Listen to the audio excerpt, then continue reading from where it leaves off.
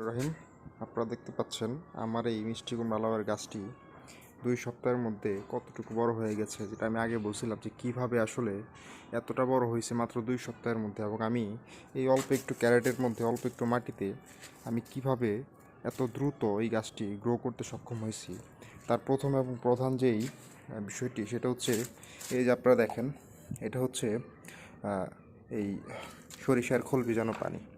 এই সরিষার খোল ভিজানো এই পানিটা গাছে ব্যবহার করলে খুব দ্রুত কিন্তু গাছের ভিটামিন, মিনারেল এবং যাবতীয় যাবতীয় যা কিছু আছে সব কিছু কিন্তু পায়। এছাড়া এই যে আপনারা দেখতে পাচ্ছেন কলার খোসা ভেজানো পানি, এই কলার খোসা ভেজানো পানিতে আছে পটাশ। তো পর্যাপ্ত পরিমাণ পটাশ আমার এই গাছটি পেয়েছে যখন আমি এটি ব্যবহার করেছি। এবং এইটাতে আছে ডিমের খোসা বা হাড়ের গুঁড়া ভেজানো পানি। তো ডিমের খোসা বা হাড়ের গুঁড়া এগুলো আপনি ভিজিয়ে অথবা সরাসরি গাছের মাটির সাথে ব্যবহার করতে পারেন। এবং এই যে এইটাতে যেটা আছে লাস্ট, এটা হচ্ছে চা পাতা, ব্যবহৃত চা পাতার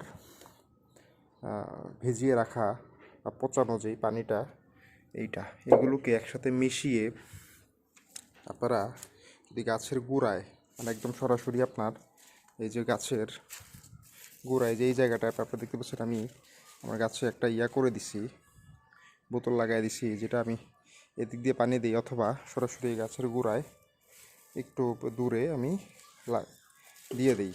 দিলে আমার এই গাছগুলা পর্যাপ্ত পরিমাণে খাবার পায় এবং ওই খাবার খেয়ে তারা এই অল্প একটু মাটির মধ্যেই দ্রুত গ্রো করে এবং আশা করি ফলনও খুব ভালো দিবে।